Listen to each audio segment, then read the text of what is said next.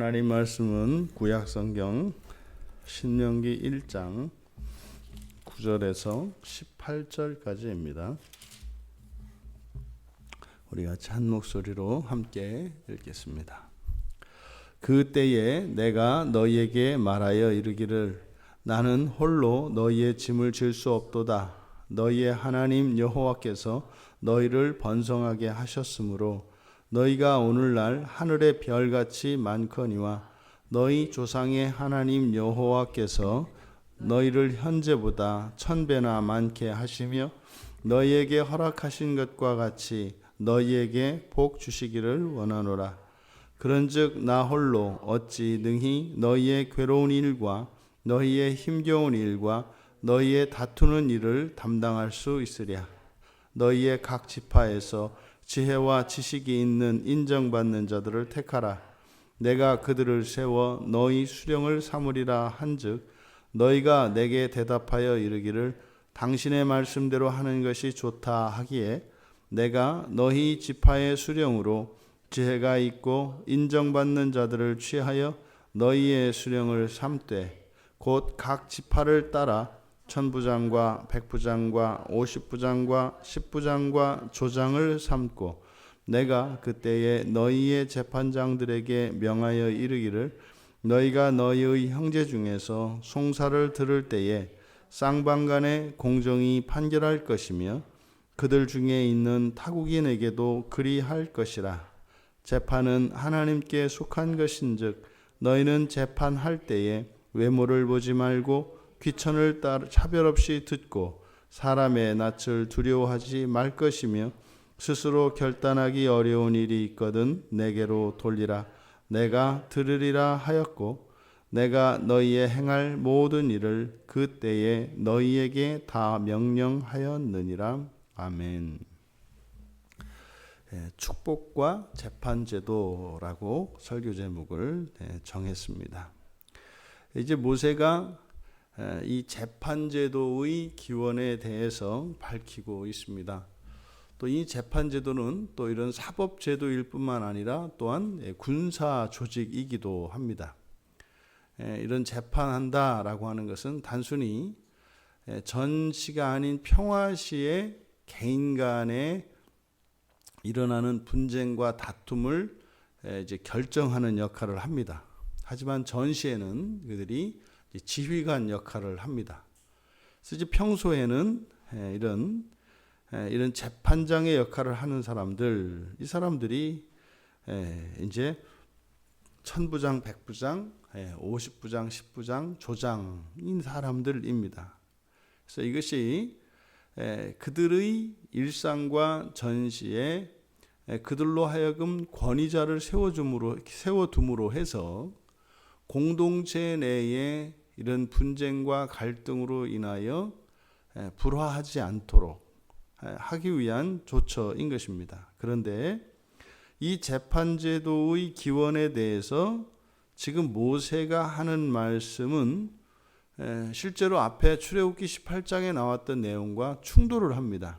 왜냐하면 9절에서 밝히기를 그때 내가 너희에게 나는 홀로 너희의 짐을 질 수 없다.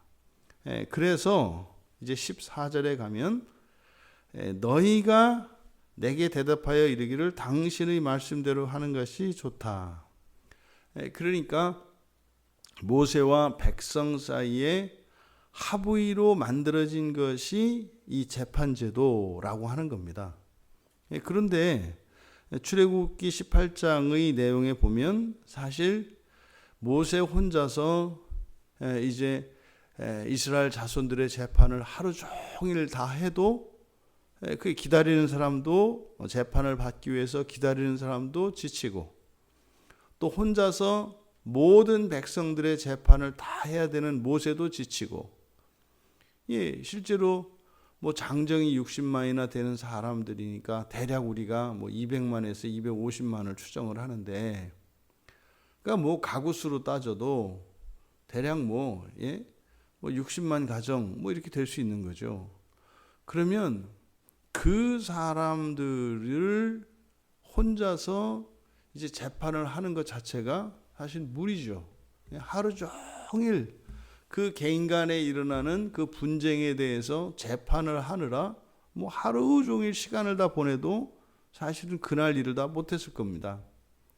그런 상황에 장인인 이드로가 와서 모세에게 충고를 하죠. 이거는 아주 효율성도 없고 모두에게 이건 불편한 일이다. 재판하는 자네나 재판을 받아야 하는 백성들이나 이거는 너무나 지치고 힘든 일이니까 그러지 말고 이제 재판할 수 있는 이 재판장들을 중간에 세워서 대소사에 따라서 그들로 하여금 재판을 하게 하고 그들이 재판하기 어려운 일들만 모세 자네에게 가져오게 하면 어려운 결정만 자네가 해주고 나머지는 백성들로부터 존경을 받을 만한 또 그 하나님을 경외하는 그 사람들로 하여금 재판하게 하면 되지 않겠느냐라는 장인의 조언을 받아들여서 사실을 하는 거죠. 그래서 출애굽기 18장 17절에 보면 모세가 혼자서 재판하는 그것을 보고 옳지 못하다 이렇게 얘기를 한다고요. 그래서 내 말을 들어라 그러거든요. 19절에. 그리고 이제 이드로가 이렇게 천부장 백부장하는 중간 재판장, 중간 지도자들을 세우도록 이드로가 가르쳐 줬다고요. 그런데 지금 모세는 마치 이것이 백성과 모세 사이에 합의가 되어서 모세가 이야기를 하고 그 이야기를 듣고 백성들이 합의를 해 주어서 이 재판 제도를 만든 것처럼 이야기하고 있다 말입니다. 그리고 지금 9절에 보면 그때에 이렇게 되어 있지 않습니까? 그때에 여기서 그때라고 할 때는 이제 시내산에서 사실상 하나님과 언약을 맺을 때 하나님께서 율법을 주실 때를 가리키는 말이거든요. 그러니까 지금 여기 신명기 1장 9절에서는 이 재판제도를 만든 것이 호렙산에서 출발하기 전에 그 호렙산에서 만들어졌다고 이야기를 하는 거거든요. 그런데 출애굽기 18장 상황은 아니에요. 거기를 출행을 해서 광야에서 만들어진 거거든요. 그러니까 지금 여기서 말씀하는 내용과 출애굽기 18장의 내용이 서로 충돌을 한다. 그럼 이것을 어떻게 풀어야 할 것인가? 이것은 이제 모세가 실제로 역사적인 사실은 호렙산을 떠나서 광야에 있을 때 사실은 이 재판제도가 이드로에 의해서 만들어진 거죠. 근데 이제 40년의 광야 생활을 마치고 지난 날을 되돌아보니 그것이 무엇이었다는 겁니까? 이미 그 호렙산에서 이러저러한 일이 있을 때 그때 하나님께서 이미 이렇게 해야 할 것을 가르쳐 주셨구나. 그런데 그때 내가 그리고 그걸 깨닫지 못했고 그러니까 장인 이드로가 이제 성경에 보면 갑자기 이드로가 툭 튀어나오거든요. 그래서 이드로를 통해서 하나님께서 다시 그걸 깨우쳐 주신 것이었구나라고 이제 여기에서 정리하고 있는 것으로 보여집니다. 그래서 17절에 보면 재판은 하나님께 속해 있다 이렇게 이야기를 합니다. 그러니까 호렙산에서 율법을 받을 때 그것은 장차 이스라엘 백성들 사이에 분쟁과 갈등이 있을 것에 대한 마음을 주셨고 그럴 때 그것이 혼자서 할 수 없는 것이기 때문에 백성들로 하여금 중간에 재판을 할 수 있는 중간 지도자를 세우려고 하였지만 하지만 백성들은 그것을 원하지 않았던 거죠. 하지만 막상 이제 광야에 나와서 생활을 해보니 백성들 자신도 우리는 오직 모세 한 사람만 당신의 권위를 인정할 수 있으니 당신이 직접 재판해 주시오. 이렇게 이야기했던 사람들이 막상 모세 혼자 모든 일을 결정하도록 하고 보니 본인들이 불편해서 힘들어서 이거는 살 수가 없는 거죠. 뭐 사소한 재판을 하나 받을래도 뭐 아침부터 저녁까지 기다렸다가 뭐 해가 졌으니 오늘 끝이요, 돌아가시오, 뭐 이런 일을 겪어보니, 그러니까 어떻게 해요? 그때 호렙산에서 모세께서 그렇게 중간 재판장들, 중간 지도자들을 세우자고 할 때 그게 맞구나라는 것을 깨달은 거죠. 이건 뭐 한다고요? 꼭 이렇게 똥을 찍어 먹어보고 나서야 하나님 말씀이 옳으네요. 요 이야기를 지금 여기에서 하는 거죠. 그러니까 성경에서는 앞에서는 그 이야기를 기록하지 않았지만 지금 여기에 와서 총정리를 해주고 있는 것이다. 우리들이 그렇습니다. 하나님께서 우리들에게 하나님의 뜻을 가르쳐 주시고 선한 길로 인도해 주실 때 즉각 순종을 하는 것이 아니고, 또 심지어는 그것이 우리가 이해할 수 없고 타당하지 않다고 거부한 어떤 생각들이 있어요. 그런데 살다 보면 이게 그때 내가 판단을 잘못한 것이었구나를 깨닫는 때가 온다는 거죠. 이제 모세가 바로 이 재판제도에 대해서 자신의 실패, 실수, 그리고 이스라엘 백성들의 완고함과 고집스러움, 이것이 재판제도의 기원과 관계되어 있다고 이야기를 하는 거죠.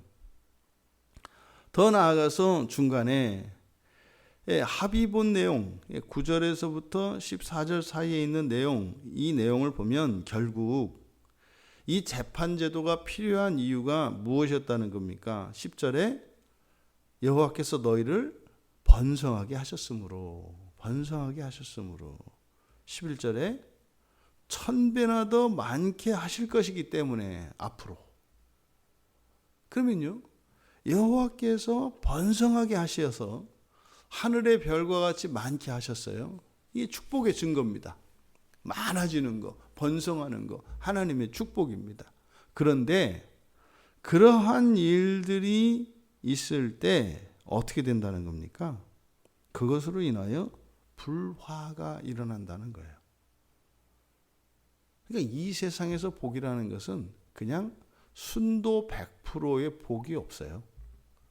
이런 복이 주어지면 복과 관련한 이런 분쟁과 다툼과 이런 일들이 일어나게 되어 있습니다. 이것이 세상의 복의 한계인 거죠.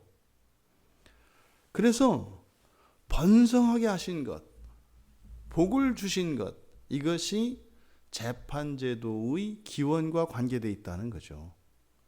그러니까 이 세상에서는 복을 주시면 주실수록 이런 재판의 일들이 더 많이 일어날 겁니다. 그런데 하나님의 나라에서는 복이 많으면 많을수록 평화가 그리고 하나님의 공의가 더욱 충만해져가는 세상인 거죠. 이게 하나님 나라와 이 세상 나라의 큰 차이점입니다. 그럼 그 중간에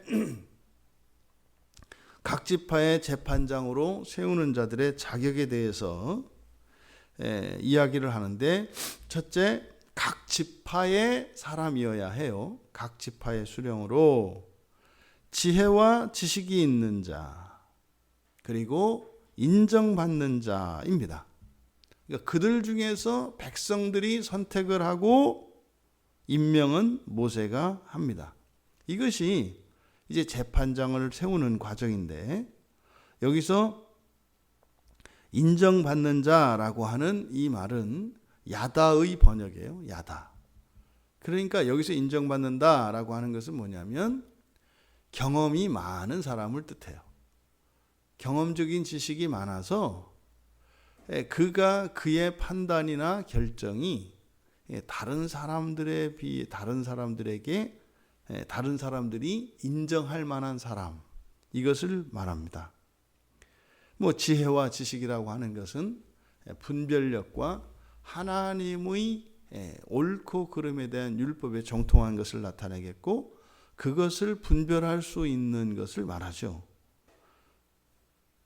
그래서 각 지파를 따라 이렇게 천부장, 백부장, 50부장, 10부장, 조장으로 세워집니다. 그러면 여기서 제시되고 있는 재판장의 기준이 좀 달라요.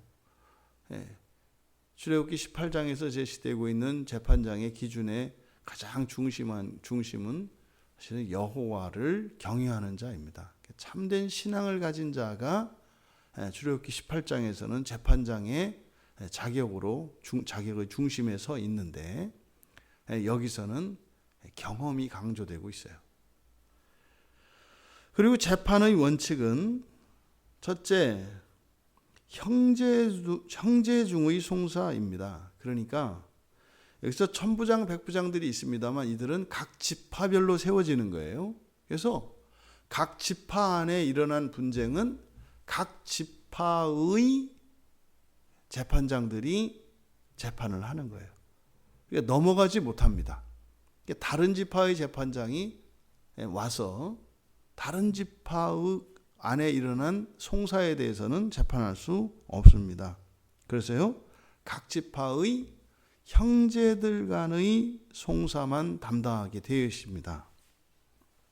이것이 오늘날 우리 그리스도인들에게는요, 사실상 교회 안에서, 이 개교회 안에서 일어나는 일들은 개교회 안에서 결정을 합니다. 그러니까 다른 교회가 다른 교회 일을 결정하지 않습니다. 더 나아가 교회 안에 일어나는 일은 세상의 법정에 나가지 않습니다. 그런데 이 원칙이 깨져버렸죠. 지금은 온통 교회들이 무슨 일만 생기면 이 안에서 내 뜻대로 실현이 안 되면 그걸 듣고 세상 법정으로 나갑니다. 이게 뭡니까? 이미 교회의 권세를 들고 세상으로 나가버린 거예요.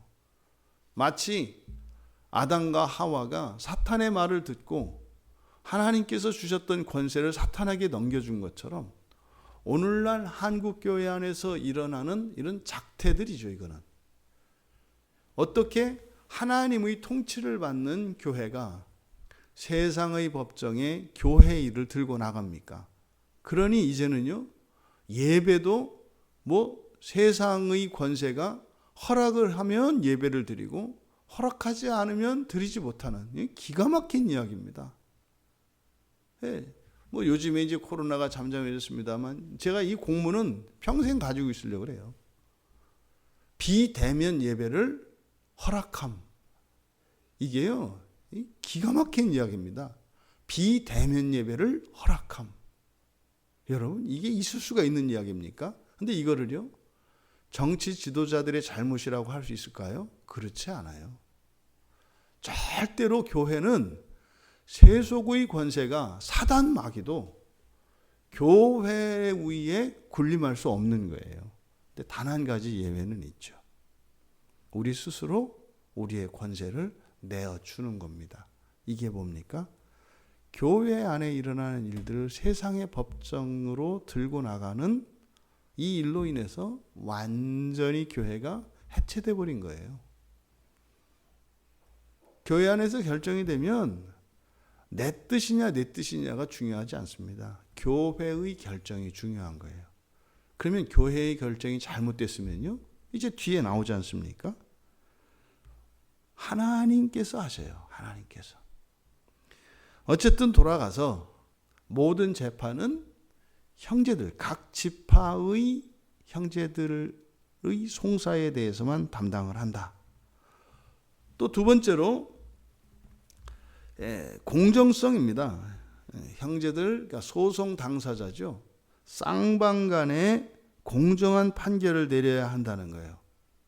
어느 한쪽이 치우치지 말아야 한다. 근데 그것은 단지 지파 안에 그리고 유대인들에게만 적용되는 것이 아니라 타국인, 이방인들에게도 똑같이 적용이 된다는 것이고, 또 심지어 개인의 외모나 귀천의 차별이 없어야 한다는 것입니다. 그리고 심지어 사람의 낯을 두려워하지 말아야 한다는 것이에요. 이게 오늘날 정치 재판 때문에 문제가 되죠. 어떤 사람이 하면 극형에 처해지고 어떤 사람이 하면 무죄가 처해집니다. 어떤 사람이 어떤 사람에 대해서는 증거도 없이 그냥 가두어 버리고 어떤 사람은 증거가 있어도 풀어줍니다. 이게 뭡니까? 이게 사람의 낯을 두려워하는 거죠. 국민들이 막 들고 일어나서 데모를 하면 그냥 풀어줍니다. 죄가 있어도. 또 국민들이 막 들고 일어나서 가두라고 하면 죄가 없어도 가둬버립니다. 이게 저 북한에서 하는 인민재판이에요. 사실은 그 인민재판의 배후에는 거기에서 소동을 일으키는 몇몇 사람들은 이미 사주를 받고 하고 있죠.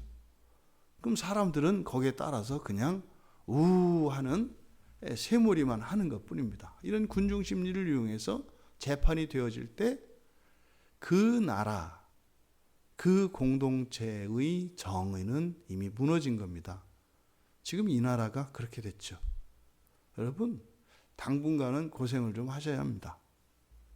그리고 이렇게 의롭지 못한 것, 불의한 거에 대해서 너무 여러분 흥분하지 마세요. 겪어야 합니다. 이제는 돌이킬 수가 없습니다. 이제는 사람들에 의해서 법관들조차 사람들의 눈치를 보고 유죄 무죄 판결을 내리는 세상이 되어버렸죠. 심지어는 언론도 옳고 그름 사실도 상관이 없습니다. 사람들에 따라서 사람의 낯을 따라서 사실을 다르게 왜곡하고 숨기고 거짓을 사실처럼 이야기하는 세상이 됐습니다. 이게 우리의 현실입니다. 하지만 성경은 공정할 것에 대해서 치우치지 말 것에 대해서 이야기합니다. 이것에 대한 근거, 모든 재판은 하나님께 속한 것이다 라고 하는 17절의 이 말씀, 이건 무슨 말입니까? 치우치지 말고 공정하게 해라. 그런데요, 사람은 치우치지 않을 수 없고 공정할 수가 없어요.